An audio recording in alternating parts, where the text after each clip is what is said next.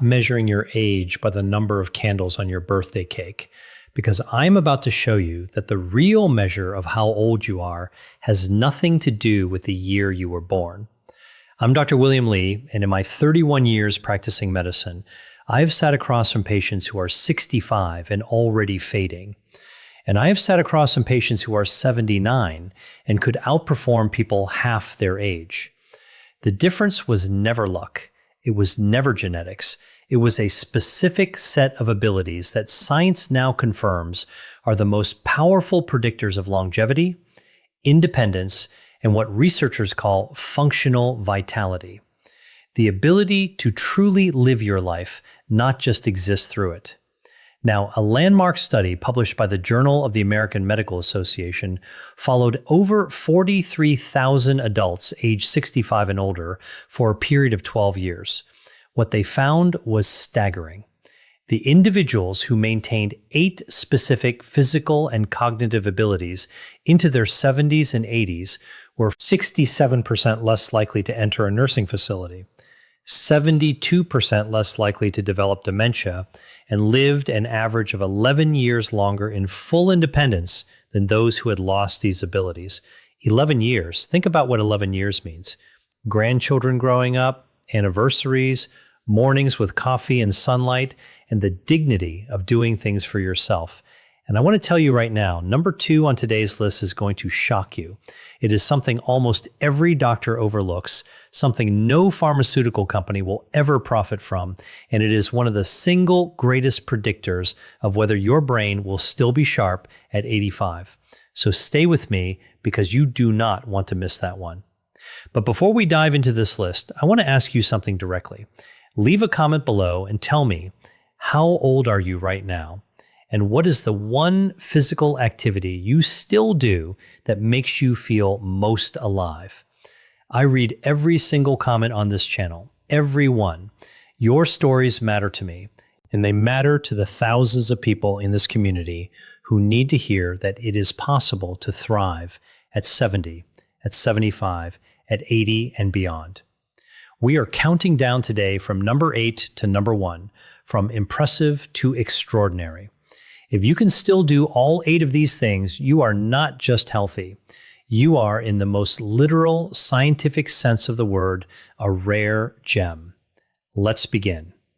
Number 8, you can rise from the floor without using your hands. I know what you might be thinking. That sounds simple, but I want you to understand something.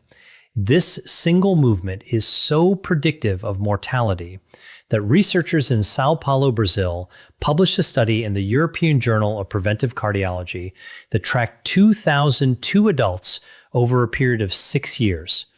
They found that individuals who needed both hands and knees to get up from the floor were 5 to 6 times more likely to die during the study period than those who could rise with minimal support. 5 to 6 times. That is not a minor finding. That is earthquake-level science. Here is why this matters so specifically for aging bodies. After the age of 70, your body begins losing something called fast-twitch muscle fibers at an accelerated rate. We are talking about a loss of up to 35% of your explosive muscle strength per decade after 65. These are the fibers that catch you when you trip, that push you upward when you fall, that keep you from becoming a fall statistic. And falling, I must tell you plainly, is the number 1 cause of injury-related death in adults over 65 in the United States. This movement tests your leg strength, your core stability, your hip mobility, and your neurological coordination all at once. I had a patient, Margaret, 74 years old, from Boise, Idaho. She came to me after her second fall in a year. She could not get off the floor without grabbing a chair. Within 8 months of targeted floor-to-stand training, combined with daily walking and resistance band exercises, she was getting up fluidly, had not fallen once, and told me, and I will never forget this, "Dr. William Lee, I feel like I got my confidence back." That confidence is not vanity. That confidence is survival. If you want to preserve this ability, practice sitting cross-legged on the floor twice a week and rising without assistance.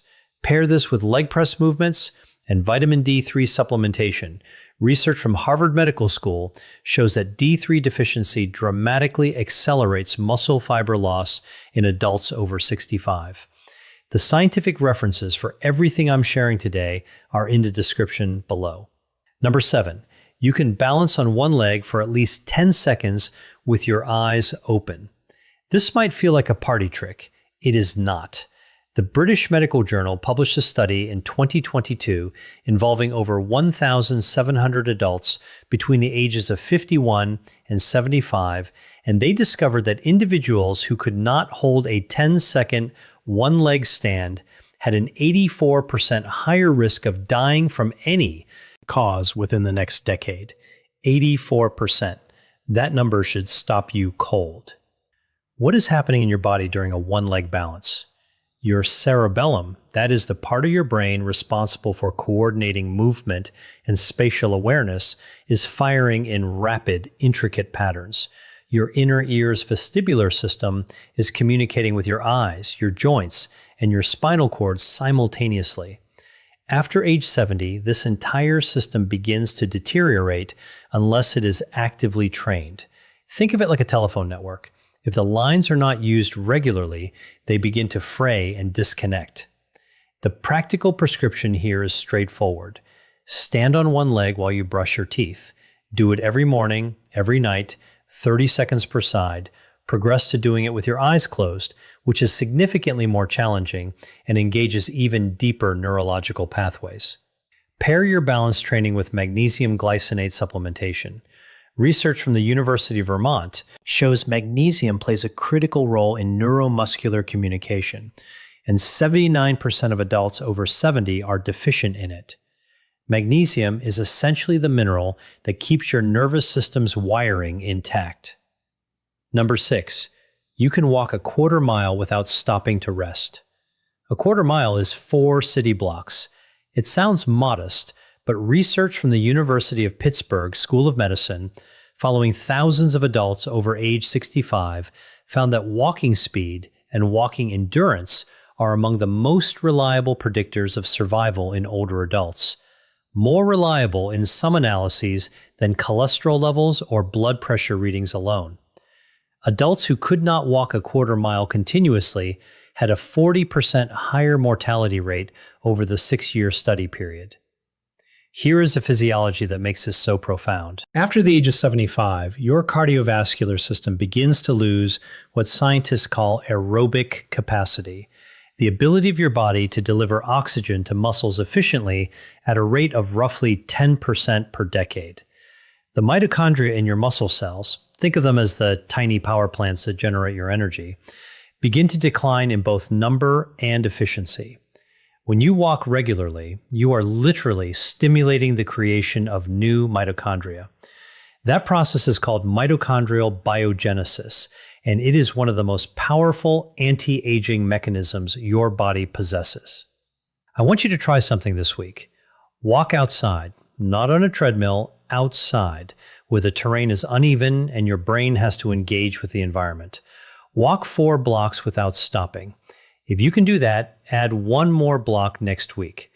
Pair your walking with CoQ10 supplementation, which research from the Cleveland Clinic has shown significantly improves mitochondrial efficiency in adults over 65. Number 5, you can carry on a conversation while doing a physical task simultaneously. This one surprises people every time I bring it up in a clinical setting. What I'm describing is the ability to dual task, to do 2 things at once that require both cognitive and physical engagement. You can walk and talk. You can cook while having a meaningful conversation. You can garden while listening and responding to a podcast or radio program. Sounds ordinary, it is anything but. The Alzheimer's Association released research showing that adults who struggle to maintain a conversation while walking, a phenomenon called stop walking when talking, show measurably accelerated cognitive decline. The reason is that dual tasking draws on your prefrontal cortex, the brain's executive command center, as well as your working memory and your motor planning circuits all simultaneously. When these systems can work in concert, it means your brain's different regions are still communicating efficiently. When they cannot, it is one of the earliest measurable signs of neurological aging. Think of your brain like a city. The different neighborhoods are your cognitive functions. The roads between them are your neural connections. Dual tasking is the equivalent of rush hour. It tests whether the roads are wide, well-maintained, and capable of handling traffic. A brain that handles the rush hour of dual tasking is a brain that is neurologically rich. Practical tip: every single day, intentionally combine a physical and a cognitive task. Walk while solving math problems out loud. Cook a new recipe while listening to a language learning program. Garden while having a phone conversation with a loved one. And pair this with omega-3 fatty acids, specifically DHA, which research from Oxford University shows increases the thickness and conductivity of myelin, the protective sheath around your neural connections. Think of myelin as the insulation around electrical wiring. DHA keeps it thick, keeps it functional, keeps the signals clear. Now, this is the moment I want to pause and say something directly to you. If you are finding value in what I am sharing today, if this information feels like it was made for you, please take 5 seconds right now and hit that subscribe button and give this video a like. I pour everything I have into this research because I believe you deserve the truth about what your body is still capable of. We are halfway through this list, and the most powerful items are still ahead. Do not go anywhere. Number 4, you can read standard-sized text without magnification. Here is something the mainstream health conversation almost entirely ignores. Your visual acuity, the sharpness of your eyesight, is not merely a quality of life comfort. It is a direct predictor of cognitive longevity. A study from the University of Michigan involving nearly 3,000 adults over 65 found that those with uncorrected vision problems showed cognitive decline at 2.5 times the rate of those with normal or corrected vision. 2.5 times. Now, I am not saying that needing reading glasses is a catastrophe. Many people need corrective lenses, and that is entirely manageable. What I am talking about is the eye's underlying cellular health, the density of the macula, the transparency of the lens, the health of the optic nerve. These are windows, quite literally, into the health of your central nervous system.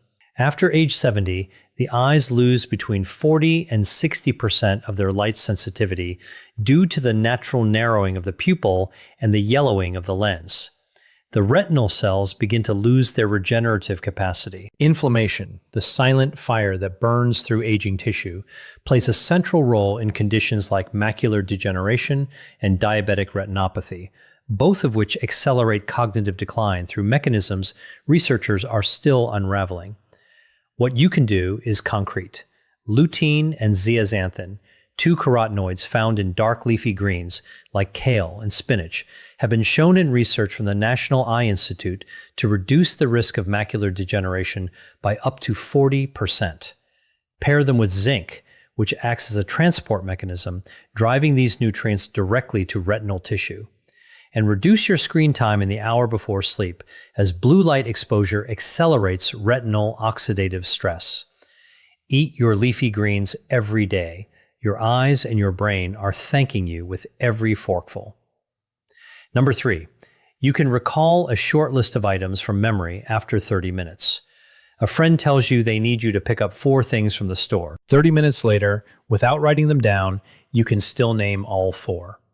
This ability, what neuroscientists call delayed verbal recall, is one of the most sensitive early indicators of hippocampal health. This decline is one of the major reasons older adults often describe life as becoming flat or less exciting, even when nothing objectively bad is happening. But here is the critical point. This system is not simply wearing out in a fixed way. It is highly responsive to stimulation, novelty, and emotional engagement. When you can still feel anticipation, when a planned trip, a meal with friends, learning something new, or even a small future event makes you genuinely light up inside. It reflects that your dopaminergic circuitry is still actively recruiting neural resources in the prefrontal cortex and limbic system. In simpler terms, your brain is still projecting forward in time. That ability is a hallmark of what neuroscientists call future-oriented cognition, and it is tightly linked to resilience against depression, cognitive decline, and even reduced mortality risk in longitudinal aging studies. Research from Harvard Medical School and Massachusetts General Hospital has shown that sustained engagement in novel, meaningful, or socially rewarding future events correlates with better preservation of executive function and slower cognitive aging trajectories. In other words, the brain that still looks forward is biologically different from the brain that no longer does. And importantly, this is not just personality, it is neurochemistry. Dopamine signaling affects motivation circuits, attention allocation, and even physical movement initiation. That is why reduced dopamine activity in aging is also associated with apathy, slower gait speed, and reduced engagement in daily activities. But the encouraging part is that dopamine pathways remain plastic. They respond to behavior. Novel experiences, learning new skills, travel, social connection, and even structured goal setting can all reactivate dopaminergic firing patterns. This is why routine is stabilizing, but novelty is biologically restorative when applied in balance. Practical approach. Intentionally schedule something to look forward to every week, even if it is small, a new recipe, a short trip, a class, a social visit, or learning a simple skill. The key is not magnitude, it is anticipation. Combine this with regular physical activity, especially aerobic exercise, which increases dopamine receptor sensitivity and supports overall neurotransmitter balance. Number 1. You can recover quickly from minor physical setbacks like a cold, fatigue, or a bad night of sleep. This final marker is what clinicians sometimes refer to as physiological resilience, the body's ability to return to baseline after stress. And this is, more than anything else on this list, the defining feature of healthy aging. A 75-year-old who catches a cold and is back to normal in 3 or 4 days is operating in a completely different biological category than someone who takes weeks to recover from the same illness. Why? Because resilience depends on multiple systems working together: immune response speed, inflammatory control, hormonal balance, mitochondrial energy production, and autonomic nervous system flexibility. Studies from the National Institute on Aging show that reduced resilience is one of the earliest predictors of frailty syndrome, a condition that dramatically increases risk of hospitalization, disability, and mortality. When your body can no longer bounce back, even small stressors begin to accumulate into long-term decline. But when resilience is intact, the body behaves like a well-regulated system. It responds strongly to stress, then efficiently returns to equilibrium.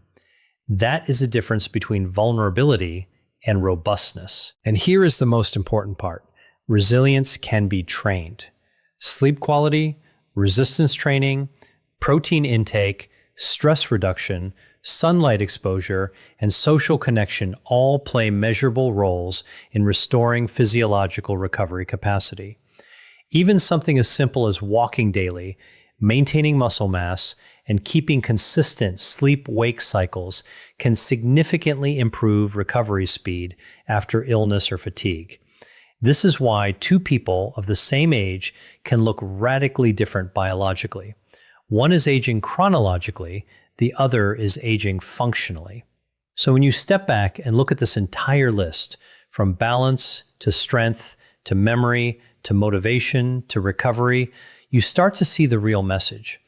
Aging is not a single process. It is a collection of systems, and every one of those systems can be measured, trained, and improved. The real question is not, how old are you? It is, how well is your body and brain still functioning today? And that answer, more than any number, determines how you will live the years ahead. When this system degrades, something terrifying happens that most doctors do not discuss with their elderly patients. A person begins to feel that the future holds nothing worth waiting for. They lose interest in planning, in novelty, in connection. They describe it as the world going gray. This is not just sadness. This is called anhedonia, the inability to feel pleasure, and it is one of the most powerful predictors of rapid cognitive and physical decline in adults over 70. A 20-year study from Rush University Medical Center found that adults who reported high levels of what researchers called purpose in life, essentially having things to look forward to, were 48% less likely to develop Alzheimer's and lived an average of 7 years longer than those without it. 7 years of living, not just existing, but genuinely living. Here is what you can do starting today. Deliberately schedule something to look forward to every single week. It does not need to be grand, a meal at a restaurant you have never tried, a phone call with someone you love, a new book, a new route on your walk, a new recipe in the kitchen. Novelty is neurological medicine. It stimulates dopamine release and drives new synaptic connections. Pair this practice with social engagement research from Brigham Young University found that social isolation increases mortality risk by as much as 26%, while rich social connection actively preserves dopamine receptor density. Call someone you love today after this video. That call is as medicinal as any supplement I could prescribe. And number 1, the ability that above all others separates those who thrive from those who merely survive. You can get a full night of restorative sleep and wake feeling rested. I have saved this for last because it underpins every single other ability on this list. Sleep is not passive. Sleep is not rest. Sleep is the most aggressive biological maintenance process your body runs, and it runs it exclusively at night, exclusively when you are unconscious and in deep restorative stages of slumber. During sleep, specifically during slow wave deep sleep and REM sleep, your brain activates something called the glymphatic system. Think of it like your brain's overnight cleaning crew. Specialized fluid pathways open up and flush out toxic waste products that accumulate in your neurons during the day. The most important of these waste products is called amyloid beta, the same protein that clumps together to form the plaques that define Alzheimer's disease. Research from the University of Rochester, published in the journal Science, confirmed that the glymphatic system is 60% more active during sleep than during wakefulness. That means every night you sleep poorly, your brain's cleaning crew is working at 40% capacity and the trash is piling up. After the age of 70, reaching deep, slow-wave sleep becomes significantly harder. Research from UC Berkeley found that adults over 65 spend 75% less time in deep sleep than adults in their 20s. Less deep sleep means less glymphatic cleaning. Less cleaning means more amyloid accumulation. More amyloid means accelerated neurological aging. This is not a theory. This is a biological chain of consequence that researchers now consider one of the central mechanisms of dementia. What can you do? First, anchor your sleep schedule. Wake at the same time every morning, including weekends. Your circadian rhythm, the body's internal clock, is governed by morning light exposure. So get outside within 30 minutes of waking and let natural light enter your eyes. This resets your melatonin production cycle and significantly improves your ability to reach deep sleep that night. Keep your bedroom temperature between 65 degrees and 68 degrees Fahrenheit. Your core body temperature must drop to initiate deep sleep, and a cool room accelerates that process.